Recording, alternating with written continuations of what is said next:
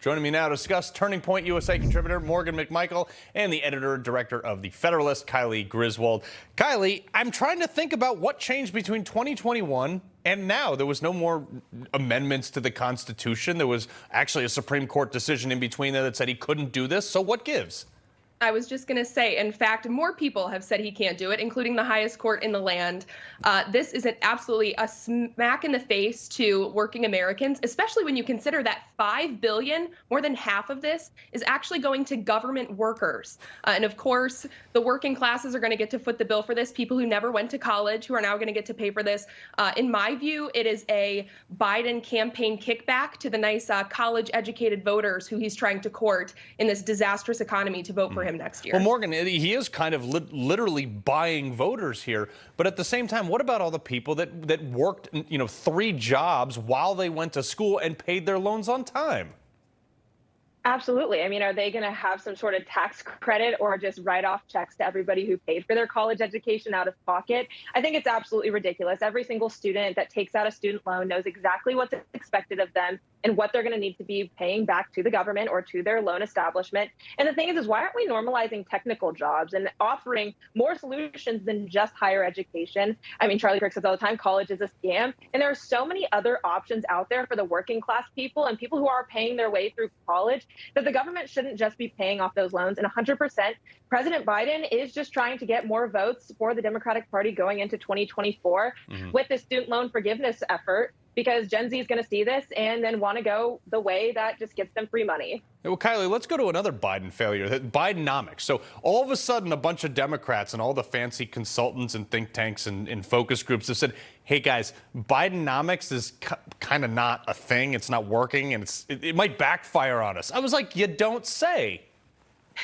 Yeah, it's always seemed weird to me to name a failing economy after yourself. Polls right now are showing that more than 7 in 10 voters are dissatisfied with the economy. So to attach your name to that seems a little weird. But here's the deal. Even if Democrats decide to try to rebrand, do a marketing ploy to get away from Bidenomics, it's not going to work. Voters are not soon going to forget the billions of dollars that this administration has sent to Ukraine.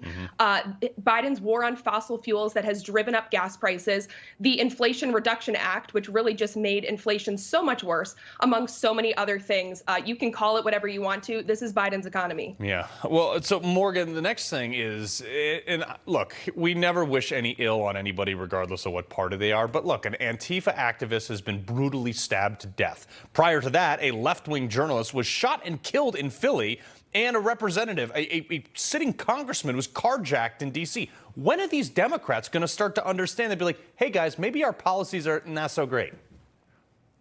I mean, clearly defund the police doesn't work, and it never has worked. Look at the cities like Philadelphia that are constantly being looted. It's ridiculous what has gone on, and these Democratic policies have obviously needed to change. We need more police in these cities, and it's always the Democratic cities that are crime-ridden, they're drug-ridden, fentanyl is being trafficked across our border, and it's time that they do something about it, like securing our border and actually arresting the people that are causing this harm. Yeah. Kylie, it looks like also no one really wants to work in this group right here. Nearly 75,000 healthcare workers. The UAW is already on strike. They want more money because they want things that are not economically viable. And these unions, I don't blame the workers. I blame the unions for wanting to say, hey, 75,000 nurses, I need you to go on strike so we can demand more, so the union can get more for you. Could this run the risk of hurting not only patients, but also people trying to put food on their table as well? Here's the deal. Here's what I blame, and it's something that the media has completely glossed over with vague references to the COVID pandemic. You can't talk about hospital understaffing and these worker shortages without talking about left-wing COVID-era authoritarianism and vaccine mandates. Truth. That is such a huge component to this. I reported on it here with hospitals in Wisconsin that were facing shortages. When the vaccine became available, the COVID tyrants, the heads of these hospitals told workers, either you get the jab or you can walk. Right. And the results were absolutely catastrophic. You had people who worked loyally through the pandemic were fired. They lost their livelihoods. And then the remaining doctors were left completely understaffed, underfunded, just not having any of the support they needed. And patients absolutely suffered for it. And that's a huge component that's being completely missed in the media right now. Morgan, last 15 seconds to you.